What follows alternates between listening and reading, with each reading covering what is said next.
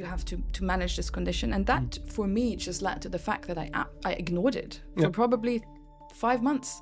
And because we didn't have CGMs, there was no constant monitoring of that kind. And, I used to have these little paper diaries where you had to track your glucose and your insulin and the carbs. And I just faked it for probably 3 months. I didn't even check my glucose. In German we say, was ich nicht weiß, macht mich nicht heiß. I don't know it, so I don't really care. So I put fake numbers. I really just was like, I didn't realize, obviously, back then that would ultimately just damage my own body. But I was like, this is so annoying, I don't want to deal with it. And they only discovered it. HbA1c. Yes. Welcome back on the pod, Derek. Thank you. I have a question for you today. Oh, really? Yes. What is Many, it, actually, but we start with one. How old were you when you got diagnosed with type 1 diabetes? Well, today we are talking about teenage time. So for me, it was actually at the end of my teenager time when I was diagnosed with type 1 diabetes. That was when blood glucose meters were introduced into the market. So good old times. Yes. Thank you. So you don't really share this story of going through teenage years and puberty with type 1 diabetes. Not Because myself, you got no. not yourself, yeah. But I feel like you still have any good stories that we can kick this off with. Of course. My younger daughter, she's already 19. She has a good a friend, and he is a type 1. Unfortunately, she knows I would say, a lot about diabetes. So she understands numbers, she knows what it means to inject insulin, what an infusion catheter is, glucose sensors, whatever. Yeah.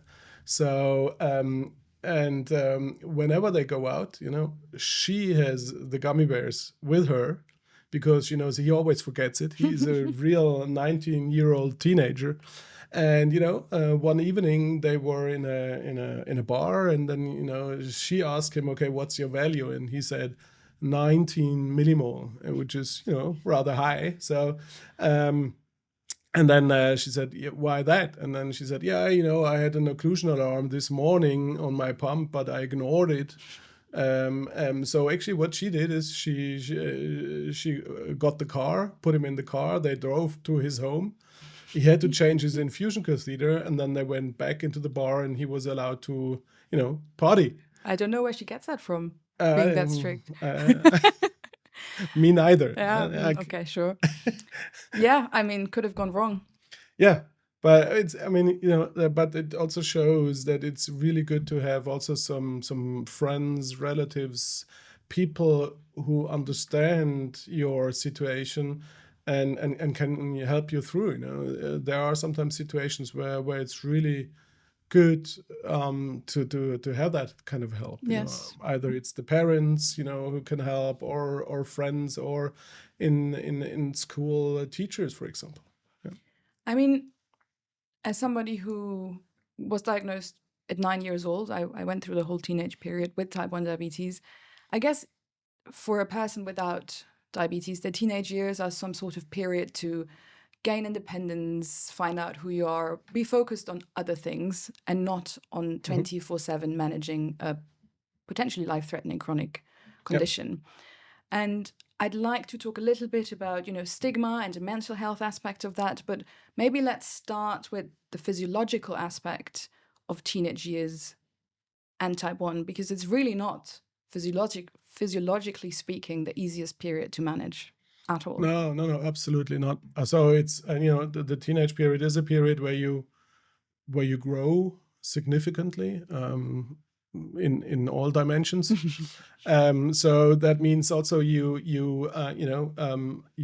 eat a lot. So I still remember my 19-year-old daughter eats probably double the portion I currently eat. So you can really see, and a lot of carbs, a lot of energy, to actually grow, and then additionally you have then the whole layer of hormones kicking in, changing from a child to an adult in that transition period.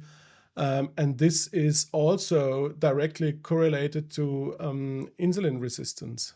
And based on the fact that these hormones, it's not a constant change, but it's this roller coaster hormone change. We know sometimes, you have a good relationship with your parents, and then the next day you could kill them.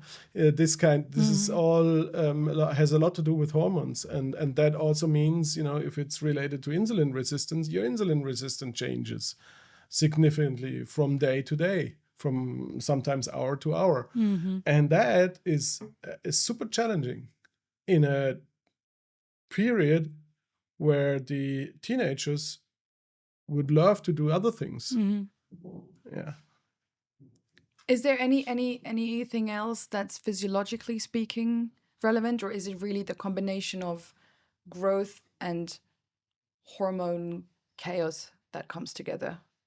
Well, that's the main and the energy needed for all this change, and that in combination, of course, and as you said, but this is the physiological effects and the physiological change, and of course, and then you have all the other layers who come into play. You want to become independent. Increasing your distance to your parents, trying things out, whatever, and these are the additional levels which make it really complex. And it's a fine line, because for me, for example, obviously I was so little when I got diagnosed. In the beginning, I didn't really manage it myself. We didn't have CGMs either, so my parents were sort of the people that would check my glucose, would maybe together with me calculate my insulin, but it was in the beginning primarily them who had to manage it. And then obviously with every year that shifted. And I definitely had a period where I was like, I don't want to bother. I don't want to think about this all the time. Everybody else doesn't have to deal with that. There was nobody in my school who had type 1 diabetes. I was the only one. And as you said, Greta, the special one. Yes, I was special. I'm still special. Okay. Yes. And I leave it there. Thank you. And so you want to be focused on other things, but you know that you have to manage this condition. And that, for me, just led to the fact that I ignored it for probably 5 months. And because we didn't have CGMs, there was no constant monitoring of that kind. And, I used to have these little paper diaries where you had to track your glucose and your insulin and the carbs. And I just faked it for probably 3 months. I didn't even check my glucose. In German, we say, was ich nicht weiß, macht mich nicht heiß. I don't know it, so I don't really care. So I put fake numbers. I really just was like, I didn't realize, obviously, back then that would ultimately just damage my own body. But I was like, this is so annoying. I don't want to deal with it. And they only discovered it. HbA1c. Yes. And your parents got mad. My dad was just, what happened? Why? And I'm like, I just don't want to deal with it. And he wasn't angry. He was just like, you're not doing us a favor. You're also not doing yourself a favor. It's like, by ignoring it, nobody benefits. And I think it took some time. And then, you can tell if your glucose is high all the time. I wasn't feeling well either. But I think that need for fitting in and not having to deal with this for a couple of months was just a bit stronger, than the rational mindset of like, this is something I just need to do. And we all know that teenagers are not always rational. No, they absolutely not. No. And I talked to very experienced endocrinologists, and they say, who handle teenagers, and they say this is absolutely normal, and that's if they have a teenager who's compliant, they just wait for that time when they stop to be compliant, and then you just need to, and you have to try to manage him through, hopefully he or she injects basal insulin or gives you some basal insulin, so to cover the minimal needs of the body, and try to get the person through that time until they accept and they are willing to be more compliant again. But this is absolutely normal, but this is so true. Even if you are a non person with diabetes, you have these, phases where you don't want to be compliant, where you don't want to do what your parents tell you. You It's don't want rebellion, really. Also, I mean, mean, kind of, exactly. And that rebellion for us is also, part of the story, that you don't want to inject insulin and so on. And you don't want to share the data with your parents now with the CGM sensors, because when you come home after school or in the evening when you went out with your colleagues, and then your mother stands at home and says, "What did you do? Why is your glucose high?" And then you say, "Well, I had ice cream. It was so good. And then I had a second one because it was so good, and your glucose is through the roof." And but that's, you have to gain that experience, and that's part of becoming an adult. And it's also, when we talk about stigma and also mental health during teenage years, I mean, you already might put a lot of pressure onto yourself if your glucose is all over the roof. You ask yourself, why can I not get it right? Why is it messy? I really tried my best. If you then also have your mum or your dad being like, why? That's so much mental load. That's like a lot of mental burden that's on a teenager who might already be confused and overwhelmed with life, that you don't only, you feel guilty for yourself, but then you also need to justify why. But but I have to say, I can also understand the parents, for various years, they stood up every night to check if the child is okay, and maybe check blood glucose once every night or twice, or they look at the CGM data and so on. So they were not able to sleep one night for I don't know how long, and suddenly the teenager says, "No, I'm independent now. I know what to do, and leave me alone." It's a kind of it's a learning process for everybody being involved. Yeah, I mean, I know that it's different now. I wasn't there, obviously, with the whole CGMs and stuff, but it's a fine line of like, you also obviously want to let go, because at some point your child will have to manage it all by themselves. Yeah. But as you said, you've been co-managing it at least for many years. So it's a fine line of how much control do you need, how much control does the child need. And who is willing to let what go, I guess. But I think the mental load of that, and it's not only that, it's also stigma. It's you're tired, you're anxious maybe. I think children who get diagnosed with type 1 diabetes are 50% more likely to develop some sort of anxiety disorder. And I think twice more likely to get some sort of mood disorder, because you have something to constantly deal with. And a very small percentage gets pink hair, by the way. Oh, yeah. Didn't I tell you? That doesn't say that much about the other aspects that we're talking about. So, which brings me to the next topic, if you're already provocative. And that is, we can talk about, managing data, managing sleep, mental health, stigma, and something that has never been talked about all those years when I went to see my endocrinologist and I was 14, 15, 16. You start wanting to go out. You want to maybe try alcohol, or, have nights out where you have alcohol and you dance. So you have a lot of uncontrolled movement that you don't usually have. And I think that's a bit of a factor that's been taboo for quite a long time, because nobody wants to talk about drugs or alcohol, but it's still very real. And I know for myself, I was super scared. I didn't drink for a very long time as a teenager because nobody talked to me about it. Not my parents, and also not my endocrinologist, whom I saw 4 times a year. And I didn't know anyone with type 1 diabetes in my school or in my friend group. So I just didn't know what would happen. Yeah, and wouldn't it be cool if you would know which are the, let's say, the good, it sounds crazy, the good and the bad alcohols. So for example, drinking beer might not be the best option. But there are others who have less negative influence on your blood glucose going forward. So that okay, I can drink something, but maybe I rather stick to the drinks which and then also the question is, how much do you drink? the story I just told you with my daughter, if you know, okay, there's somebody else, and you have a kind of a deal between the two. Yeah. So the one says, okay, and now today I drink a little bit more, and the other one says, okay, if you drink more, I'm a little Have bit an eye on more. you. Yeah. It's like somebody driving home. The one is the driver, the other one can drink alcohol. Yeah.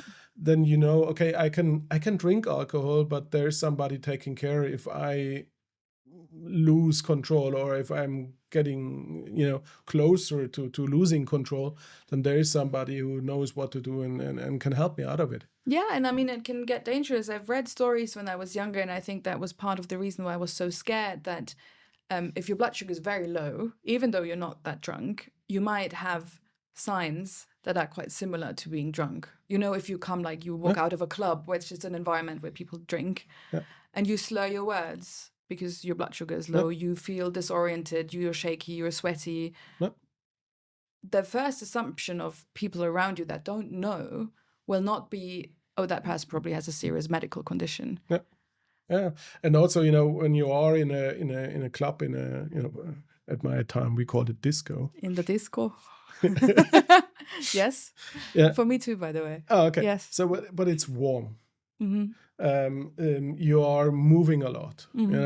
And also the slight signs of a mild hypo is actually sweating, and is when your fingers, when you feel suddenly realize, oh, I'm getting low, and you lose this kind of sensors when you are in this very different atmosphere. You don't know what's what, basically. Like, what is my glucose? What is the fact that I've been dancing in a very hot room? Exactly. Yeah. And this is all, of course, then a severe situation. So that it would be good if you would once in a while watch your CGM data minimum, and hopefully you can trust your CGM, and then you can see, okay, now it's time for an orange juice, or I can continue dancing. Yeah. Whatever it is. Yeah. And I think that also, when we talk now about like parents, it's like, I don't think that the advice should be like never go out and don't drink, because that will, for a lot of people, happen. But I think make sure that you have someone with you who knows. I think that's almost more important, that you have people that you trust, you feel safe with, you don't feel stigmatized, or you don't feel like it's something you need to hide. And you have someone who can take care of you. Absolutely. That's like me. I mean, I was older, but that's like with me and my daughter with me on a techno event. She took care of me. I leave it there. Yeah. Okay. I'm not going to ask any further questions, but for me, funnily enough, because I didn't know anyone going out as a teenager, I was just very careful. And I have friends now with type 1 diabetes, and that's actually the most wholesome thing ever, because somebody always carries gummy bears, has a spare infusion set or a pen if you need it. And I think I would have needed that probably when I was a teenager. Shared pens. I mean, if you can choose, no, it's okay. choose your battle, I guess. But I think it's often just not talked about, because it's dangerous, and it's not recommended, obviously, from a health perspective to drink at all. But reality is a lot of teenagers will want to try. And then we talk about social stigma. And if you're the one with diabetes, you might already be a bit of an outsider, not always, but you might be. And then you're also the person who doesn't go party and you don't drink, which it's sad that it's the case, but it's not fully accepted yet. I feel like people who just don't want to drink alcohol. And then you're 15 and everybody's judging you because you don't do all of these things. And also, and then maybe there's also a slight difference between young men and young women, because of course, if you are let's say 16, 17, 18, and all your friends drink beer and so on, and then you stand there and say, I don't drink beer, then they look at you like an alien, in some regions. And I still, for me now, if I tell people I don't drink beer, in some occasions they look at me and I think that's weird. But I rather stick to a glass of white wine, which has much less influence on my glucose. Yeah. So that is, I think, definitely something people should talk more about. And also, there should be a time when you are with your endo, maybe without your parents, when you can talk also about these kind of things. Yeah. Because I think your parents don't want to know, that you are a teenager and then you start drinking alcohol. Or it's also, I guess, harder for the child to openly speak if your parents sit next to you with like a bombastic side eye. Absolutely. Yeah. And another, when it comes to, the challenges is also, school, the whole school topic, and then and exams in school. You have stress level when you have to do this kind of exams. Normally, stress leads to the fact that you have slightly higher glucose values, and also. In a lot of cases, the teachers in the school don't really understand or know that you are a person with diabetes, and then I had, for example, I heard from people they were not allowed to have their mobile phone next to them in the exam, but I mean. If you need to watch your glucose, your CGM data, I mean, it's rather difficult without a mobile phone, right? This kind of, understanding each other and seeing the needs of people with diabetes in their daily journey is also an important factor. I don't know. What about you? Did you have any examples of your time in school with your teachers, or was that always easy? It was mostly easy, I would say. I mean, we didn't have that phone topic because it was, I didn't have a CGM back then. I did. When you were young, it was flip phones, right? Yes. Okay. Oh, no, not even. We only had the phones at home, a long cord. Yes. Okay. I think I had one incident that really stuck that showed me that diabetes, it's a bit of a broader topic almost, it's just not taken seriously enough. Because I was on a school trip. We were gone for 4 days somewhere to look at old stones or something. And I was in the hostel room with my classmates and I started feeling really like sick. And it turns out it was some stomach bug or something, which is already never nice with type 1 diabetes. And obviously the worst case scenario happened. My blood glucose dropped at nothing. I couldn't keep anything. And at some point I said to my friends who all knew, so that I think was a very good part, that all my friends knew and I felt very supported. And I said, I think I need to go to the hospital because it's just dropping and I can't do anything about it. So they told the teacher and the teacher was like, oh yeah, not good. Okay, the hospital is not that far. And she made me walk to the hospital because it's a bit too much to call the ambulance. I really thought I wouldn't make it. I mean, I hadn't had any food in a very long time. I already felt weak. My blood glucose was below 50 and I had to walk 20 minutes to the hospital because my teacher thought, oh, it's not that serious. Yeah. So when it comes to educating teachers and the people around you, I think I never had a problem with stigma or people being weird about it. But that could have also gone potentially very, very wrong. Absolutely. Yeah. So I think that one stuck. And I ended up in the hospital for 6 days with a glucose infusion. So. Oh, okay. I mean, it's not about teenagers, but we had at the Diabetes Center Bern, we had some employees and they participated in a clinical trial and they ran into hypoglycemia as a person without diabetes. So they experienced first time a hypo. And they were completely shocked. Yeah. And I exactly know one lady, and she ran every morning. The next morning, she was not able to run her normal 5-kilometer run because she said the batteries are totally empty. Yeah. And I said, yeah, this is, one hypo. But we people with diabetes, in some cases, especially when your hormones change and all that stuff, you might have 2, 3, 4 hypos a week. And then they started to realize what that means. Yeah. But there is also a very sad story. It was especially in the German-speaking countries. It was in the newspaper in 2019. There was a 13-year-old girl called, or teenager actually, Emily. With her school, she went to London, and a lot of things happened wrong. Were really, the teachers were not informed that she's a type 1. That is already a big mistake, and also the other children didn't really know.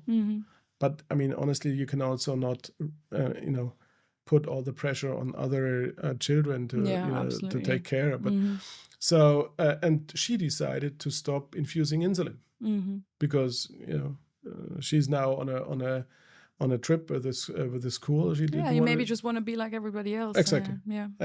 And then she started to feel sick. She was in the youth hostel, and she laid in bed, and she felt more sick and sicker. At the end, they now, after a while, they realized she has a DK. And the last day before they wanted to go back home, then the teachers thought, okay, now it's maybe time to call the ambulance. The ambulance came, and actually she was not even able to talk anymore. And a couple of hours later, she died because of a heart attack. So everything went wrong. Of course, the teenager made a mistake. The teachers, which is a normal thing to do as a teenager as well. So it was just that's why I was careful. I wasn't really sure if mistake is the right word here. The teachers were not really informed. They didn't know what to do. They thought maybe she's lying in bed because she had too much alcohol or whatever, drugs. And so everything went wrong. But it shows how dangerous it is if you have nobody, and nobody really takes care, if you are not in the situation to take care of yourself. Yeah, absolutely. And that is, and that's why I think it's so important to have some close friends, some maybe family members, brother or sister, and then you can rely on them, and they can help you through. So maybe as a last to round it off, what would you say basically in a nutshell is what the world needs to understand about navigating teenage years with type 1? Well, I think the first thing, everybody involved should accept that A1C and time and range is maybe less important. Everybody who tries to keep a teenager in a tight time and range 90% of the time, let's say it's a challenge first. And the second thing, I think, I'm not sure if this is a good thing for the teenager, because then it will be hard for them to take over control themselves. You need this transition to become an adult, and also and therefore I think it's try to be, I know it's hard, try to be relaxed and get the young person through that period in a as much control as possible manner, but still give this young person some freedom. It's terrible. I think that's, but that's the only thing you can do. Get them through it. Yeah. Yes. Thank you so much for listening to this episode of Lupin Live. If you have any feedback, any comments or wishes, you can always send us an email to podcast@dcb.com, and we'll be back really soon with a new episode. Bye-bye.